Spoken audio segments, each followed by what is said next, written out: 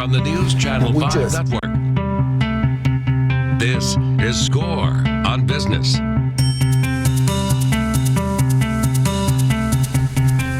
Hey, welcome to Score on Business. I'm Pete Hendricks. I'm your host today.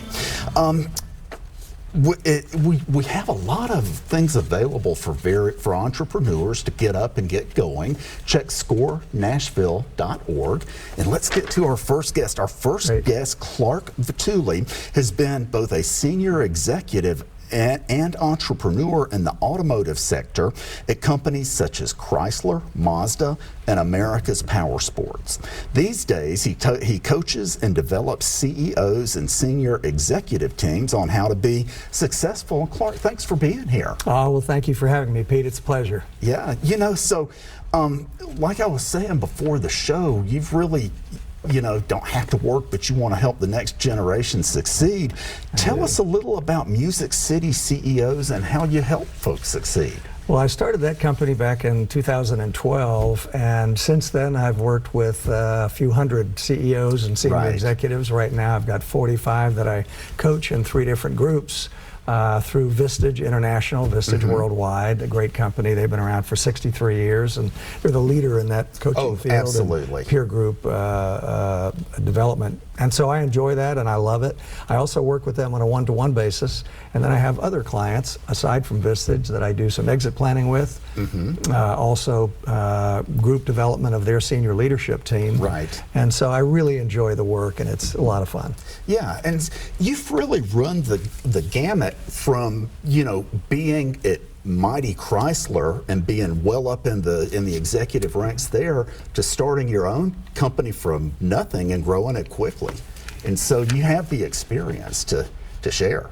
Yes, I was nervous when I started my own company 20 years ago and built it in 8 years, built it from scratch to 200 million. Couldn't have done that had I not been on an actual Vistage group and on one of those boards. I'll tell you what, the CEOs that succeed are the ones who know they never stop learning. That's and correct. They can listen, they can learn from other folks. Exactly right. Yes, so you worked under Lee Iacocca as he brought Chrysler out of bankruptcy and launched the hugely successful minivan. What'd you learn from him? Oh my gosh, so many things. When he passed away on July the 2nd, a couple weeks ago, and when I heard that on the Channel 5 news that night, I couldn't believe it, and so I had to say something about it and ended up shooting a video that talked about 5 things that I learned from him. I probably learned 100, but I tried to narrow it down to just 5. But one of them was, put it in writing.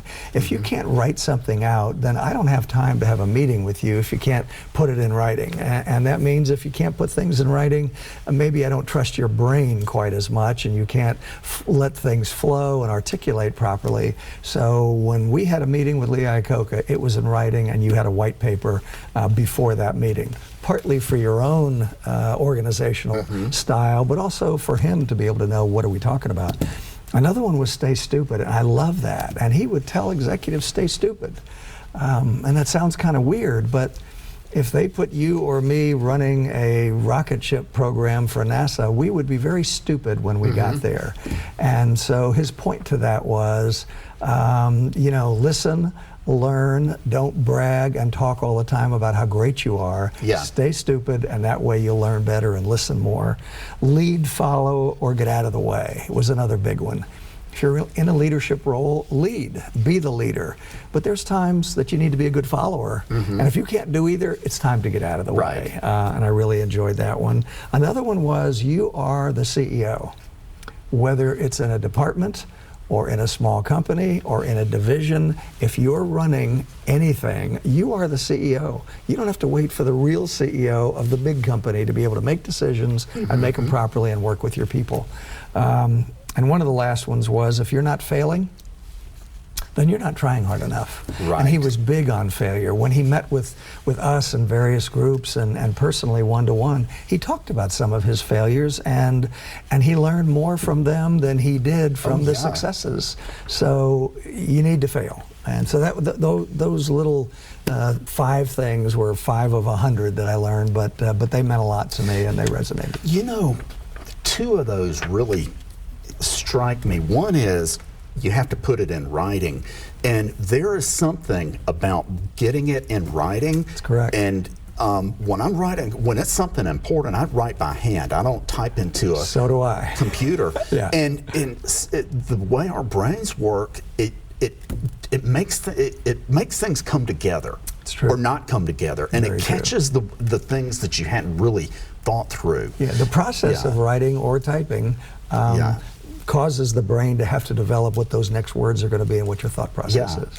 And I love what the one also about making mistakes and failing. Yes. And you know, it seems like in this society people are expected not to make mistakes, but we're human. We make mistakes, and when you can accept the mistakes and learn, that's the greatest of all. That is very important. He talked about that a lot, and he was fired from Ford Motor Company, and he talks about being fired. You know, I've been fired 3 times in my career, and I've learned more from my failures than I have from my successes. So Right. today anymore, if I was starting a new company, I don't know that I'd hire anybody that hasn't been fired or let go or been part of a reorganization, because that's when you really learn about who you are and what you need to change and Right. keep going. That makes a lot of sense. Yes. So before we get to the next point, why don't we take a break? Okay. And ladies and gents, we'll be right back.